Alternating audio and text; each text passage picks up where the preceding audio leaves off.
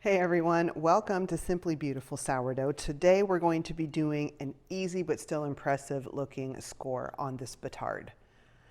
Welcome to my channel. Welcome back if you're returning. I'm Nancy Ann, and today I'm going to be doing an impressive looking but still easy score on this Batard. This is colored with sweet potato powder. 5 of the 500 grams of flour are sweet potato flour, and then 20% or 100 grams is whole wheat, and the other 395 grams is bread flour. This is 70% hydration. I lowered my hydration a little bit. Normally I do 75 with this because it's getting warmer outside and my loaves have been spreading. Hoping that won't happen too bad today. It'll give me a little bit of time to do this score. What you need to do this score is some dental floss or something that can gently make marks in your dough. You're going to want some rice flour. And I put it in this dredger, more than likely, or else your design won't show up like it will for me. And you're also going to need some type of pair of scissors. I'm just using kitchen shears. So the first thing I'm going to do is take my Bread Basics bread sling. I have got an affiliate for this affiliate link down in the drop down box, as I do all of the products that I am using today, all of my tools. The Bread Basics is its own separate link, and I do make a little bit of commission off of anything that you link and purchase through one of my links, and I want to thank you if you do that. Really helps me an awful lot. Alrighty, there is our loaf. I'm going to just spray it with some water so that my rice flour will stick. Rub it around evenly with my hands. I'll let it absorb for just a second while I dry my hands. And now I'm going to take my dredger with the rice flour in it. I'm going to put it fairly thick up here on top. Now, you don't have to do rice flour super thick. You can do it however you like it. Some people use interesting things like cocoa powder. I have yet to try that. I think I've seen black charcoal powder, all sorts of interesting things used to color the outside of the loaf. I like the white contrast. I just think it's really pretty, and I especially like it with the loaves that are colored with sweet potato powder. I'm going to take this little brush and I'm going to go over to the sink and I'm going to brush off all of the flour that's on the mat.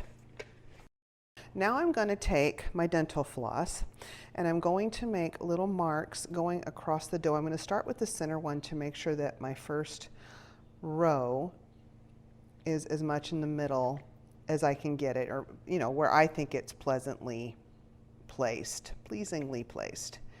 And I'm going to do this all the way across, keeping my lines kind of even.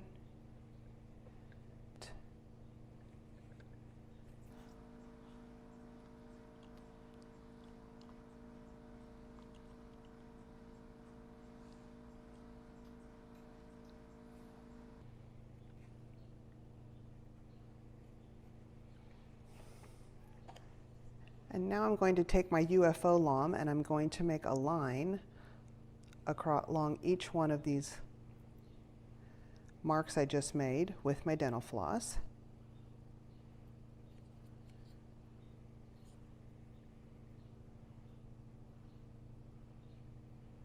Now you could get creative with this, put them on the diagonal.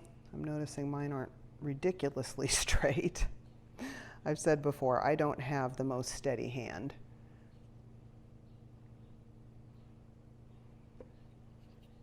I'm not going too deep on these right now. I will come back and deepen them.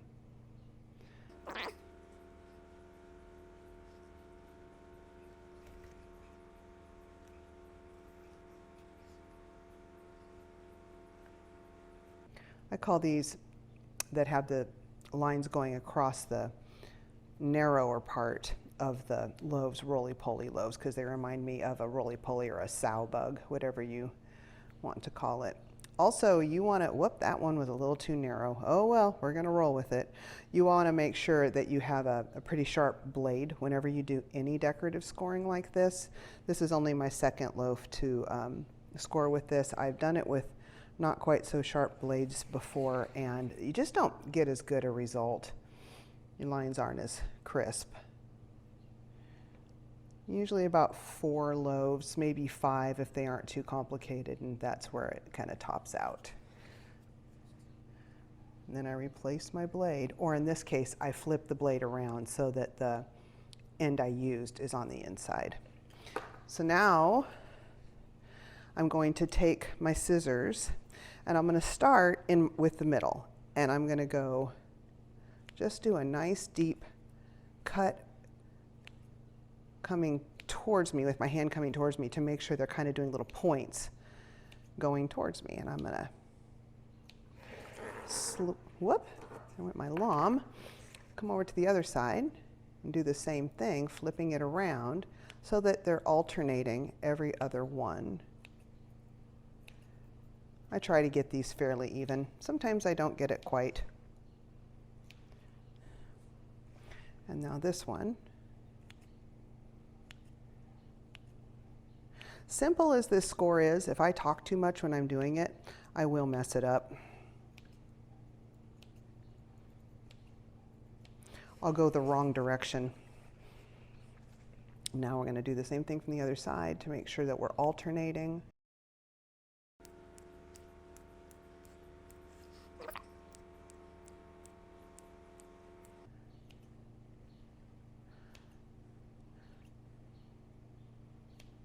You will notice this isn't spreading apart too bad. That is because the tension on a Batard generally goes this way.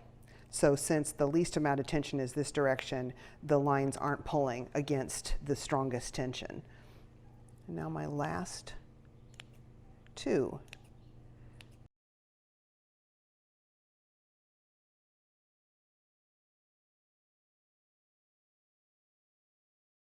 Now I'm going to go along in each one of these lines. I'm going to deepen it. With the sharp end of the blade, I just put the dull end of the blade in there. That was not smart. I put this side. Deepen each one of these so that they spread there instead of where the little cuts are, or at least as much as possible.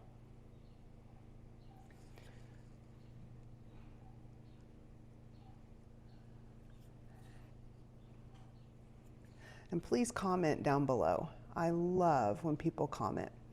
And it would be really cool if you would tell me where you are located in the world. That's always fun to find out. I, for instance, am in Indiana, in the good old US of A.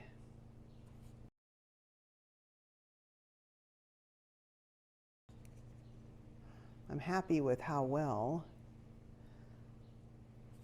the loaf is holding up and it's not spreading.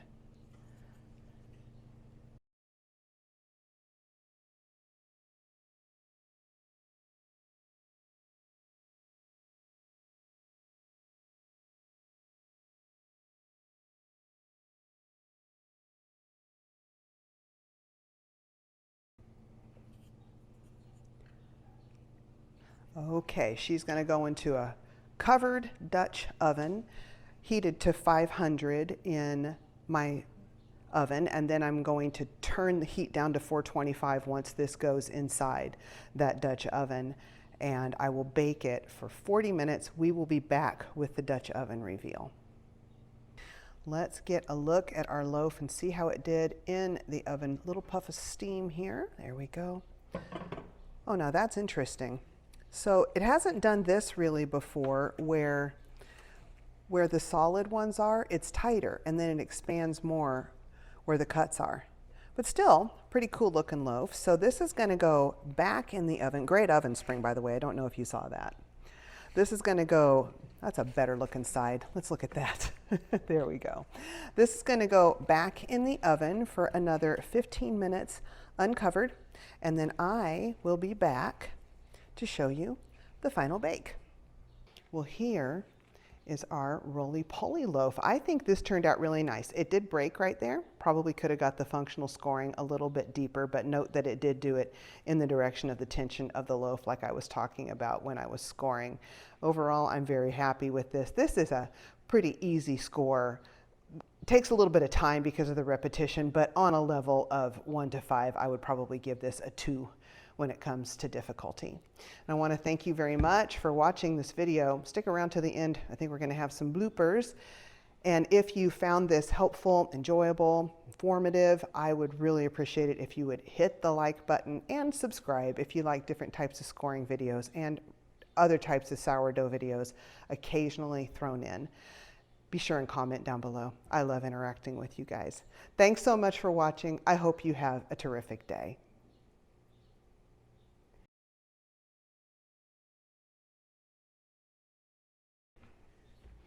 Got to put the glove on because I learned the hard way that if you pick up a hot loaf right out of the oven and hold it for very long, it burns your hands.